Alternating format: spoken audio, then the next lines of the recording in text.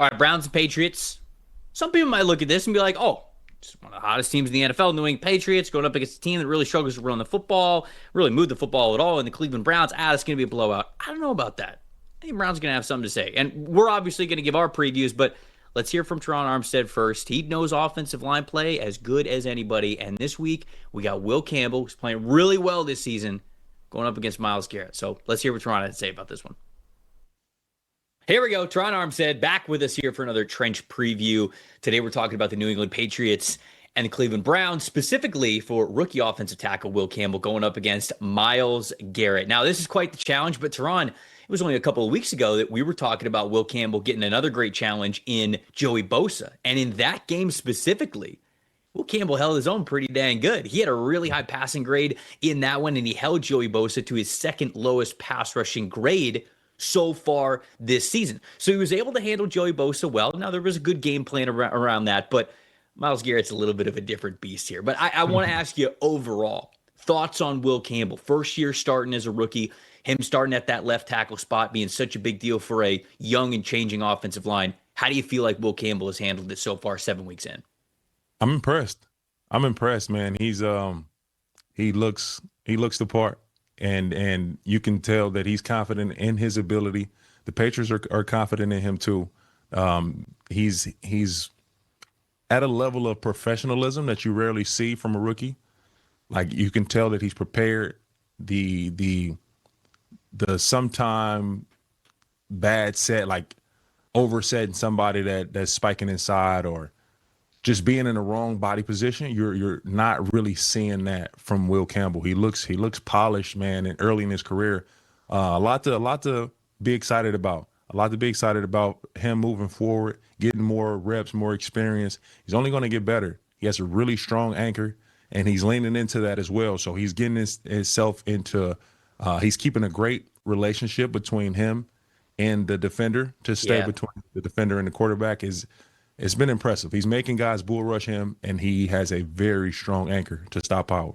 And I think a really good relationship with him and whoever the guard is playing next to him, whoever that might be on a week-to-week basis as well. I know they've had some changes along the offensive line there, but specifically, I remember going back and watching a couple of reps from that matchup that he had with Joey Bosa, where you can tell he knows he's got slide protection to his side. So he goes, okay, well, let me make sure that I got my outside shoulder protected, because I know if they hit me with some sort of inside move, I've probably got some help there. So you mentioned just that professionalism, that offensive line IQ, that has totally shown up for him. Now, one of the games, and I would say the game in which he struggled the most, the lowest pass blocking grade that he had, and the game that he gave out the most pressures, was against the Pittsburgh Steelers. Specifically, he was facing off against Nick Herbig, who Herbig's had a phenomenal year. I mean, it feels like he is just really playing his best right now, but specifically, he really threatened Will Campbell with a lot of that speed. You know, he was able to beat him to the outside shoulder a couple of times, which gets into the arm length issues, the deficiencies with the lack of length that Will Campbell had. And then when Will sort of started to overset a little bit, Herbig was able to hit him inside. We know that Herbig's able to do it. Myles Garrett certainly is as well. So specifically from Will Campbell's side of things, how would you go about saying, like, hey, let's game plan for Myles Garrett here? Because funny enough, the Steelers specifically, I thought had a great game plan with getting the ball out quick and making sure that there were help and chip protections and slide protections and things like that.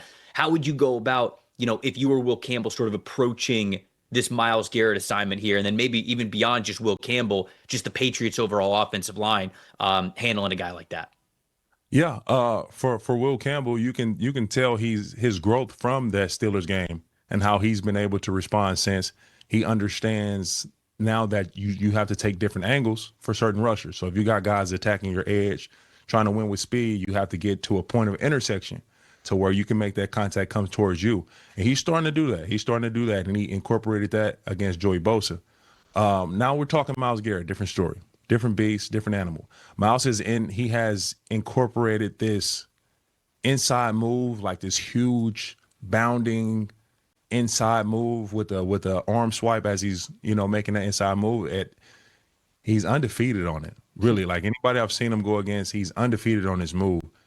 So he has to be conscious about that inside move. I'm sure he'll have slide protection, so he'll be able to take more of an angle to stop Miles from going and turning the edge and sending them more down the middle, which that plays into Will Campbell's strength as well, with his anchor. So I love how Will has responded to the challenges that he had playing against the Nick Herbert and other guys that present more speed challenges, finding the angle to get to that point of intersection and getting back to playing with your strengths, making guys run down the middle. You can two-hand punch, get your hands refit, and sit down and stop the power.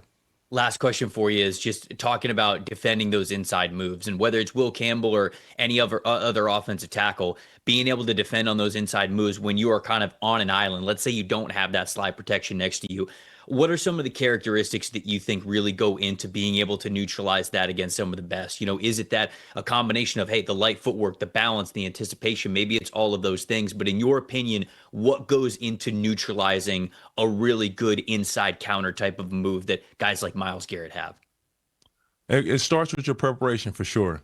Like you see in what way does this guy win inside? Is it a quick hard step and a hand swipe? Is it an inside spin?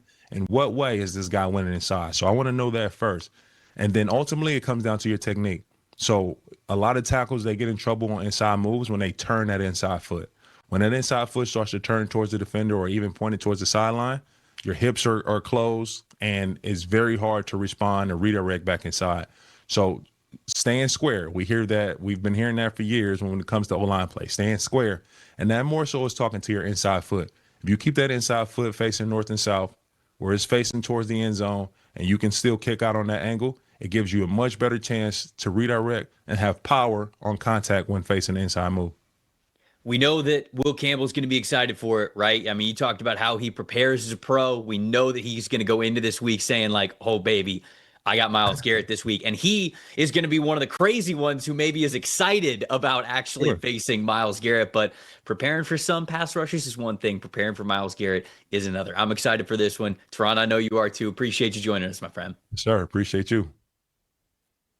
All right, that's what Teron Armstead thinks about the game and one of the pivotal matchups that'll go towards who wins between the Browns and the Patriots. Dalton, where do you want to start with your preview of this game? It's actually right there. It's what I had written down as well, and it's not just Campbell versus Garrett, but that entire Patriots offensive line that has played extremely well this year against the Browns defensive line that's arguably the best in football. You look at Will Campbell and what he's brought at left tackle, Morgan Moses, the veteran presence at right tackle, Garrett Bradbury at center, Jared Wilson, the other rookie playing left guard for most of this year when he's been healthy. This Patriots team is second in the league in pass blocking grade and fourth in pressure rate allowed. Now, most of the sacks that Drake May has taken this year, because there's a decent amount of them, have been because he's holding on to the football trying to make plays, but their offensive line has been mostly outstanding, really, outside of that Pittsburgh game that you guys mentioned there. But the Browns defensive line presents a whole new challenge as well. Second in the league in pass rush grade, third in pass rush win rate. The only reason the pressure rate's a little lower is that opposing quarterbacks know they have to get rid of the football. That's going to be key for Drake May here as well. Get rid of the football in these quick game concepts that Josh McDaniels has in.